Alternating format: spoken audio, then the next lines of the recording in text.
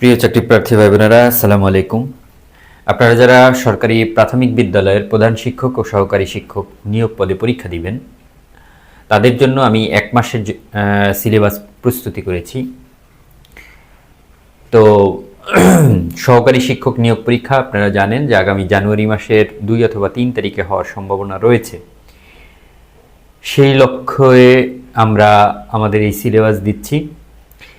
জানুয়ারি মাসে যদি পরীক্ষা নাও হয়, আপনারা যদি এই সিলেবাস অনুযায়ী পড়াশোনা করেন, ইনশাল্লাহ আপনাদের একটা শক্ত প্রস্তুতি হবে। এরপরে আপনারা পড়াশোনা করবেন। তবে আপনারা ধরে নেবেন যে জানুয়ারি মাসের 2 অথবা 3 তারিখে আপনাদের পরীক্ষাটি হবে। তো আজকে 11তম দিনের সিলেবাস দিচ্ছি, 9 ডিসেম্বরের সিলেবাস।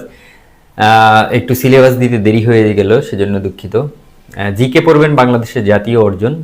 আমি প্রত্যেকটা সিলেবাস দেওয়ার আগে আপনাদেরকে কিন্তু বলি যে আপনারা অবশ্যই বিগত বছরের প্রশ্নগুলো পড়বেন, তারপরে আলোচনা করবেন।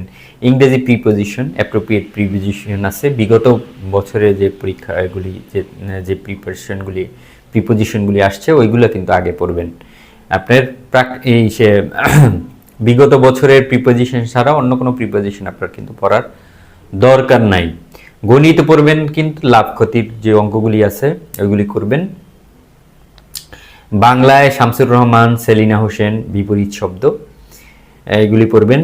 আমি আবারও বলছি, আপনারা বিগত বছরের প্রশ্ন আগে পড়বেন। বিগত সালের প্রশ্ন 35তম বিসিএস এর ব্যাখ্যা সহ সমাধান পড়বেন ইনশাল্লাহ। বিজ্ঞান কম্পিউটার এখানে আছে, এগুলো পড়লেই চলবে। আমি বিজ্ঞান কম্পিউটার বা দৈনন্দিন বিজ্ঞান থেকে কিন্তু আপনাকে দিচ্ছি না, কারণ হচ্ছে বিগত বছরের প্রশ্ন, বিসিএস এর প্রশ্ন আপনাদের থেকে দিচ্ছি, ওইখান থেকে পড়লেই হবে। 9 ডিসেম্বরের এটাই সিলেবাস, 11তম দিন। আপনারা 10 ঘন্টা মিনিমাম পড়াশোনা করবেন, ইনশাল্লাহ আপনাদের এই সিলেবাস শেষ হয়ে যাবে। ধন্যবাদ।